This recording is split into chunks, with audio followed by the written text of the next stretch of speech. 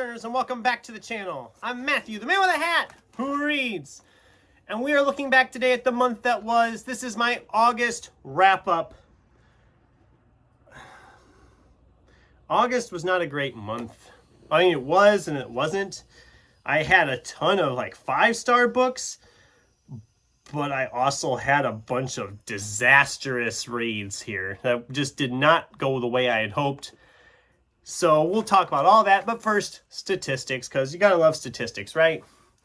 In August this year, I read 11 books. That is down 1 from last year in August when I read 12.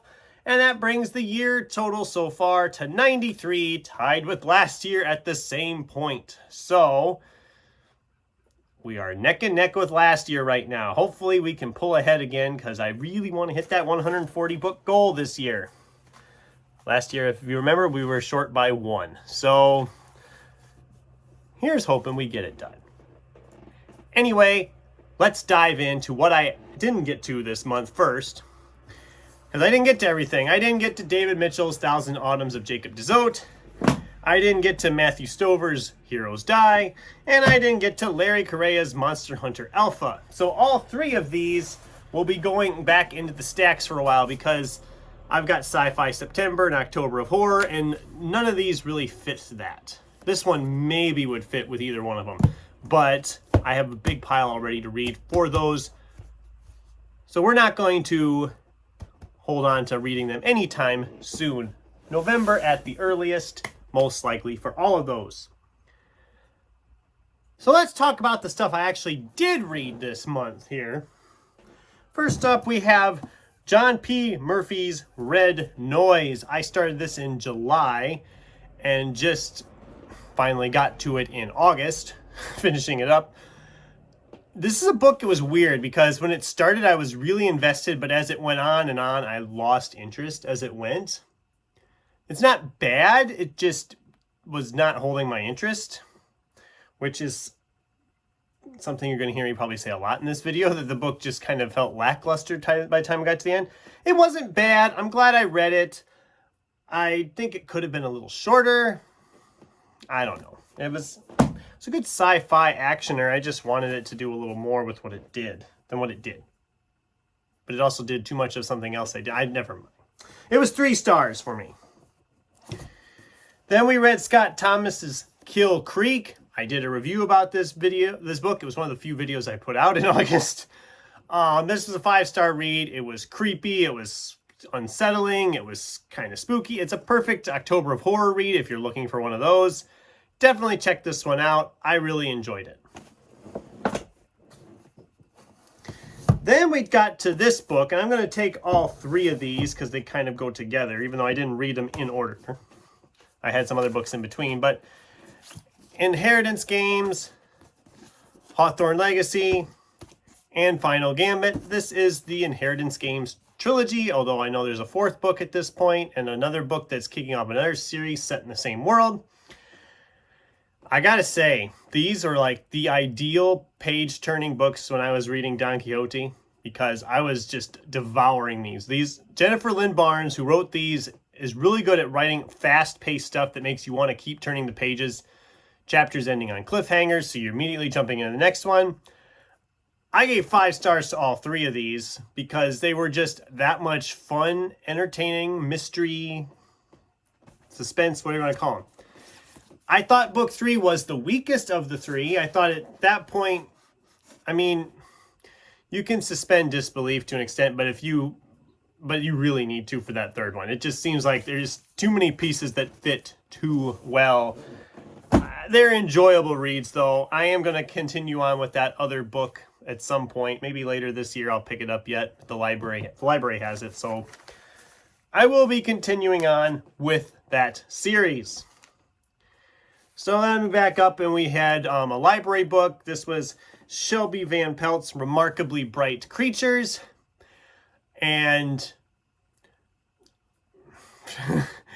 I'm not going to change the opinion of anybody else, because this thing was just as good as everybody said. It was really enjoyable, really heartwarming, very fast, very moving along, right? Moves along really well. It just was really nice. It really was beautifully written. I'm not going to try to say anything that everybody else has had better reviews for it than I have. It was really good. It was a 5-star read. I mean, what more do you want? Then we finished The Unlikely Escape of Uriah Heep by H.G. Perry. And this is where the month was falling apart, because I started this very early on in the month and it took me a long time to get through this book. It's not that it's bad. I liked the premise. There was sparks of brilliance that I really enjoyed, but there was other times where this book was just, I don't want to say dull, but it just was slow. We'd be like, oh man, things are happening, and then things are happening, and it's, I don't know. I think it could have been edited a little bit better. I think it needed another pass through an editor. It's not bad. I liked the concept. I liked a lot of it. But there was also just other things I didn't care for. It was a 3-star read. It wasn't awful, but it's not one I see myself ever picking up again. I don't know. It didn't quite work for me. I'm in the minority, I'm sure. I'm sure people love that book. We have Jerry B. Jenkins' Riven. I've had this sitting around for a good year in my stacks, and I wanted to read it even longer. Again, it's got a nice premise. It's got a nice setup, but this book makes a very critical error in the opening sequence by showing us a character walking down through the prison, like seeing all the prisoners, it's like death row, whatever.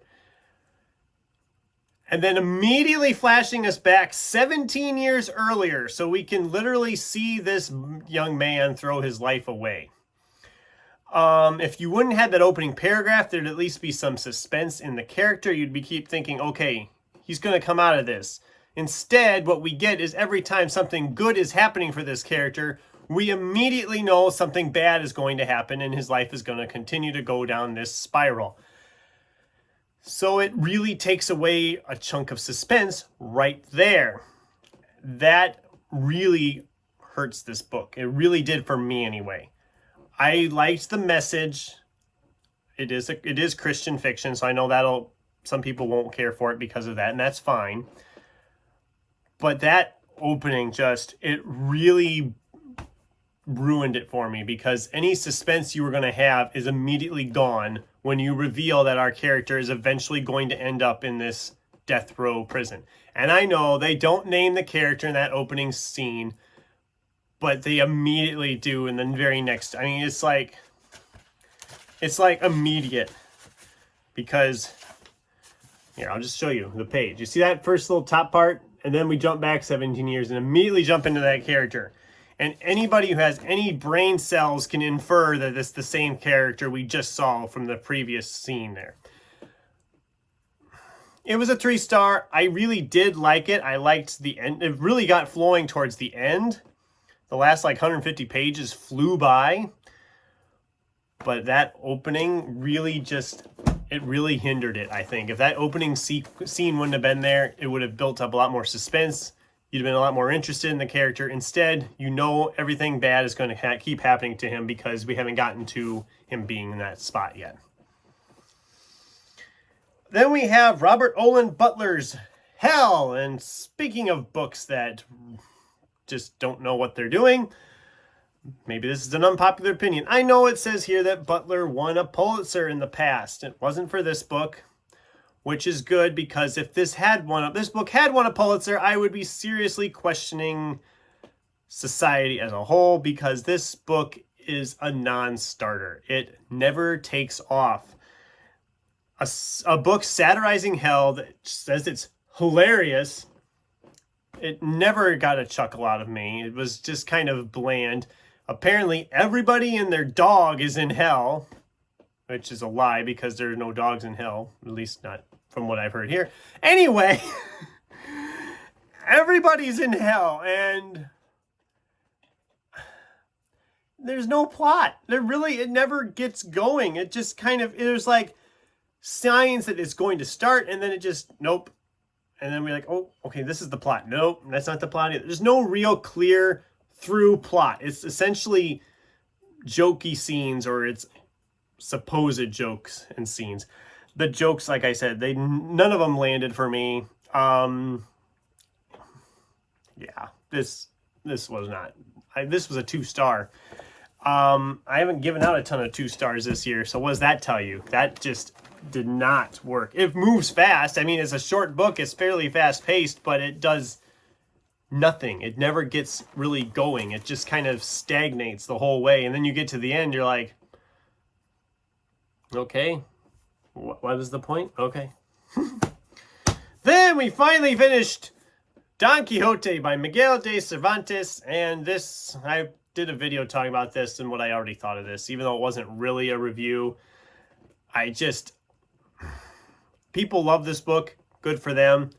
I did not like this book.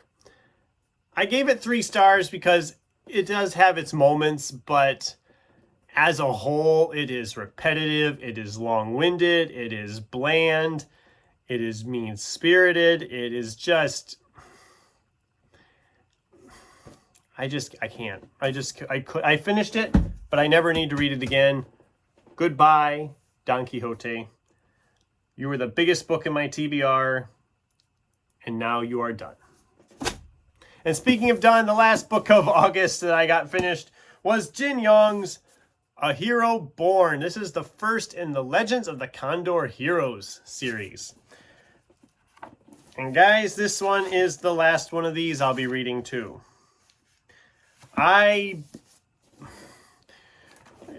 Don't worry, Kat. I'm not going to go too mean on it. I know you haven't read it yet and it's in your pile. It's worth reading. The martial arts action sequences are fun. There's some other good moments where the scenes are like really suspenseful, page-turning scenes. But this book has some serious problems. For one thing, there's too many characters. And some of them, the names are too similar, so you have to really be laser focused to tell who you're talking about at a time. Some of the characters have multiple names, which I talked about that in a previous book, how much I hate when a book does that. I don't remember what book that was anymore, but I hate when a character has multiple names and we just switch back and forth throughout the book. I hate that so much. It makes it more confusing because you're never sure who you're actually dealing with. In a way, it adds more confusion to it. This also ends on a cliffhanger. There are 3 other books in this series. I don't know if there's supposed to be more. It sounds like there was supposed to be more, but they never got any more translated. And this one did end on a cliffhanger. I'm like, I don't know if I want to read on, because if I get to book 4 and there's another cliffhanger, even worse than this cliffhanger, I'm going to be like, well, now what? I'm not going to... What, do I learn Chinese to try to read the rest of it? I didn't love it enough to continue on with it, is what I'm trying to say. I did finish this. It was okay. I only paid like $1 for this book, so I'm not out that much at all. I mean, whatever. I paid $1. It's a hardcover book. I think that's probably what Kat paid too, is I think she said the same thing. She got it like a Dollar Tree, if I remember right.